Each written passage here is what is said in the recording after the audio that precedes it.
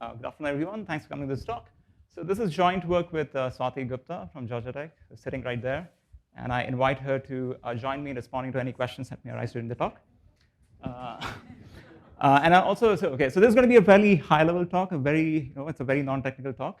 And mainly because I think that the main idea of this paper is fairly simple, and it's best communicated in the simplest way possible. That's what I'm going to try and do. So I'm going to start this talk with a very small claim. The claim is that our sense of fairness or social justice is often relative as opposed to absolute. And here's a line of argument that you typically find people making. Here's a person that received a particular treatment, say for instance, admission to school, certain amount of loan. The two of us are similar, and hence, I should not receive a worse treatment. If you think about this line of argument is deeply ingrained in many of our social structures. So here's an example. There's this concept of stare decisis in law, which stands for to stand by things decided. What this says is that if there are two cases that are similar to each other, then these cases should receive the same rulings, the same judgments, similar judgments. So if there is a case that comes in to receive a particular ruling, that sets a precedent that needs to be followed by all the cases that come later. Another example is this rising trend of an argumentative device called whataboutism. As you know, is fairly common in political discourse these days. What's whataboutism? Here's an example. Somebody says that you have a problem with politician X doing this. What about politician Y from your party doing something similar 50 years ago or 100 years ago?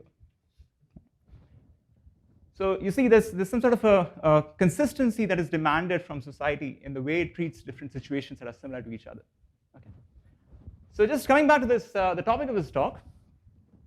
As you all know, algorithmic decisions are increasingly impacting human lives. And in the recent years, there's been a surge of interest in thinking about whether the impact of these decisions on humans is ethical, equitable, fair, and so on. And in a very influential work in the early days of this literature, Cynthia Dwork, who was a plenary speaker here, and her co-authors, Mozart included, who is sitting right there, they introduced this notion of individual fairness, which really captures this idea of treating similar individuals similarly. And this was introduced in the context of classification. I'm going to introduce this in the context of online decision making, which is sort of the topic of this current work. So consider a decision-making task. Say, for instance, admissions or loan administration. And what's happening is that contexts are coming in over time, and you're mapping these contexts to decisions. And what you want is you want to map similar contexts to similar decisions. So what that means is that you assume that there's some sort of a distance function which tells two contexts how far they are from each other, or how similar they are to each other. And you want this policy to arrive at decisions which are Lipschitz in this distance function. So what that means, if there are two contexts that are close to each other, arrive separated in time, then these two contexts should be matched to decisions that are close to each other. So here's a quick picture that tells you what's going on. So suppose the decisions are scalar, lie between 0 and 1. Context 1 comes in, gets mapped to the decision. And now the decision for this context is going to constrain the decisions for all the contexts that are going to come into the future. Right? For instance, if context C2 comes in, and C2 is some distance away from C1, then C2's decision has to lie within this ball of the decision for C1. The size of this ball depends on the degree of similarity or dissimilarity between C1 and C2. The size of this ball can also depend on the time that has passed between these two contexts arriving. So C2 gets mapped to this decision. Say C3 comes in, and now C3 is going to be constrained by both C1 and C2. Right? So this is the constraint imposed by C1. This is the constraint imposed by C2, and C3's decision needs to lie within the intersection of these two balls. And a key thing to notice is that if a new context comes in that is exactly the same as some previous context that has arrived, then that context must be mapped to the same decision. Right? So if C4 comes in, which is exactly the same as C2, then it should receive exactly the same decision as C2. And this is really a killer property. This is really something that you don't want. Right? Why? Suppose that you're operating under uncertainty. This algorithm has partial knowledge about a system. Then it wants to have the ability to map context to better decisions over time as they learn. Right? So this property is not allowing you to do that. Right? And here are a couple of examples how things may go wrong. So suppose a bank enters a new market, and this new market does not know whether age is positively correlated with default rates or is it negatively correlated. Right? And so suppose in the initial days, the bank ends up giving a large loan to a particular young person, then it needs to give large loans to all the young people that come into the future, despite later learning that it should be the older people who should be getting higher loans, and younger people should be getting loans. So it discovers that age is in fact negatively correlated with default rates. Another example, slightly more concerning to me personally, is like I said, individual fairness is deeply embedded in law in the form of stare SEC, which means it says that two similar cases need to be mapped to same decisions. Well, society as a whole does not really know right from wrong. Right? Its notion of right and wrong is evolving over time. So we want our legal systems to have the flexibility to map similar cases to better decisions over time. Right? If you're not able to do that, how are we ever going to reach good decisions? Right? How are we going to improve?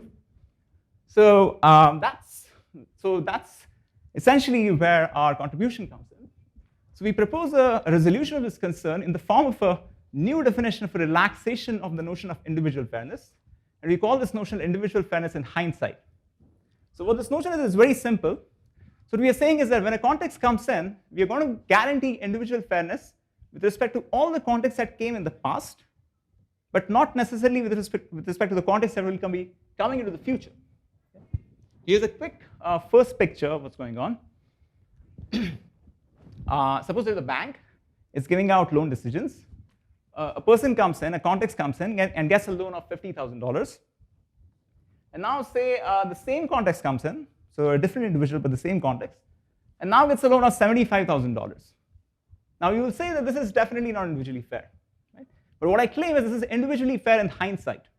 From the perspective of this individual B that came at time 2, looking into the past, this person was treated in a better way than the person that was similar to him, who came into the past. Right?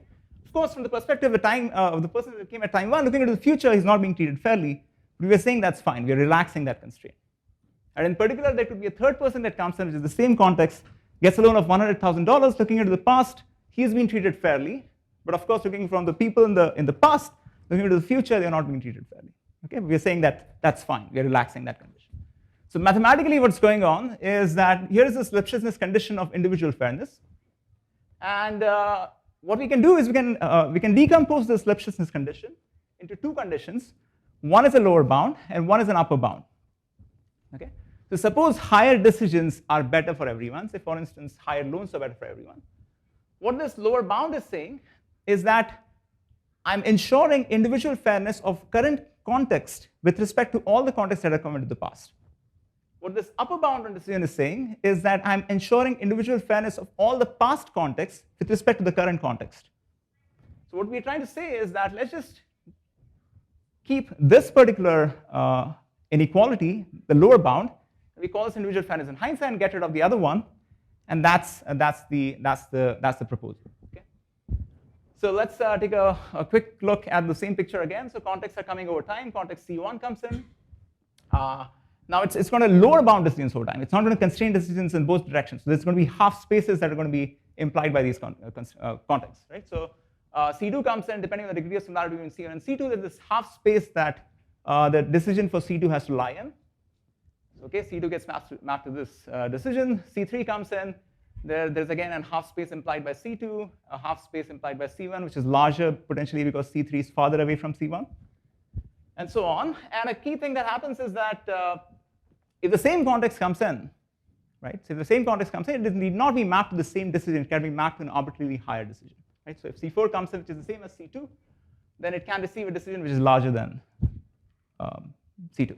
Okay, great. So I claim that this is quite prevalent in society. So decisions getting more and more conducive over time is fairly prevalent in society. One example is markdown promotions, where prices for items drop over time. And if you think about it, whenever you come in, whatever price you receive, that's the best price anybody has seen so far.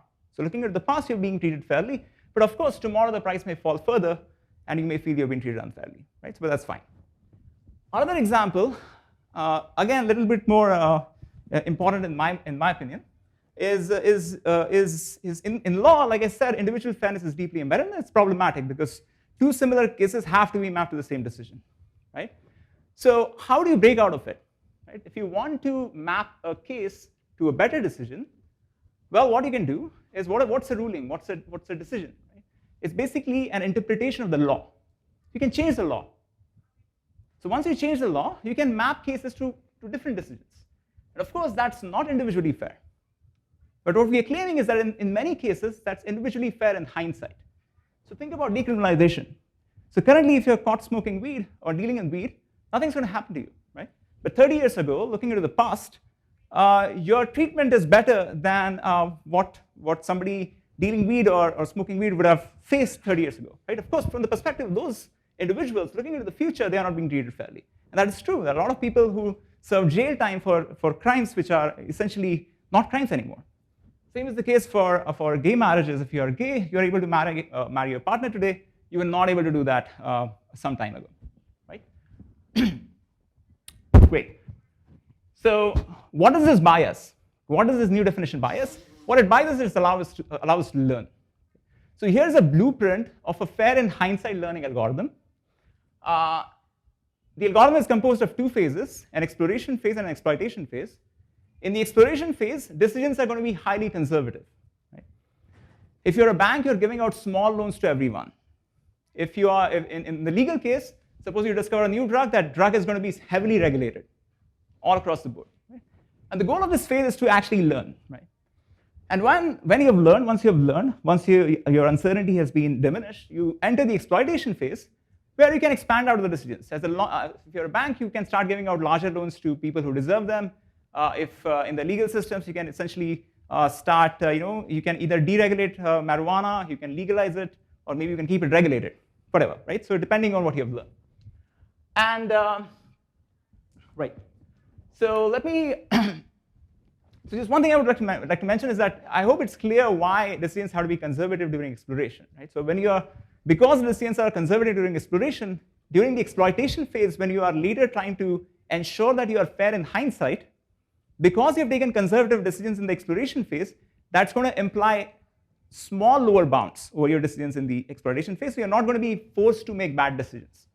Okay, so that's the key reason why decisions need to be conservative. And so here's a quick picture showing a little bit more formally what's going on. So what we are assuming in our model is that there are contexts that are being drawn from some distribution IID over time. Decisions are scalar between 0 and 1. And so in the exploration phase, what's going on is everybody is getting epsilon decisions, where epsilon is small. And once you have declared that, okay, I've learned enough, my probability of error is small enough, I will enter the exploitation phase where I am settling down on an individually fair decision rule, which is constrained to lie between epsilon and 1. So the lower bound of epsilon has to be satisfied. Okay. So now that brings us to a very fundamental question. How conservative should you be during exploration? Right? Because there's a potential that if you're too conservative, your learning rate is going to be very small. So for instance, if you are giving out small loans to everyone, you're not going to be able to learn the default rates of different people, because small loans are going to be returned by everyone. Right? So your learning rate is going to be very small.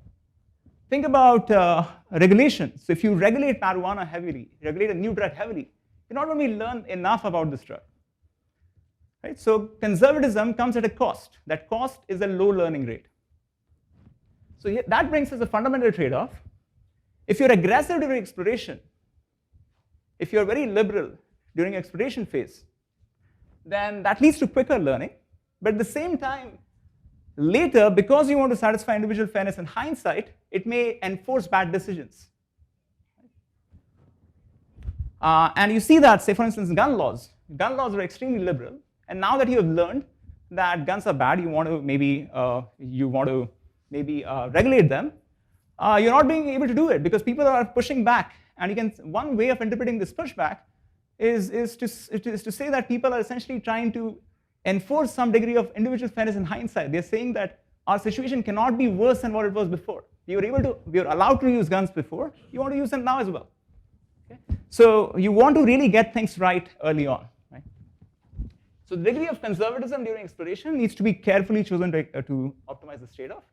And a lot of the technical meat of this paper is actually deciding how you should optimize this trade-off between conservatism and the learning rate. Okay? And I will not get into the details. So in our case, we are assuming a finitely parameterized uncertainty. And so the way you set this epsilon, the way you set this degree of conservatism, depends on how the learning rate behaves for decisions close to 0. Okay? So we prove upper bounds and we show matching lower bounds to show that the design of this exploration phase is optimal. So I'll end it there. So what really Swati and I want you to take away from this work is there's this traditional notion of individual fairness, which does not interact well with learning. And there's a very simple relaxation of this notion, which is intuitive, which is widely seen in practice, and is very attractive for modern algorithmic deployments precisely because it allows you to learn and settle on good decisions over time. Okay. So I'll not talk about future directions. I'm happy to take questions offline and discuss them, but that's basically my talk. Thank you.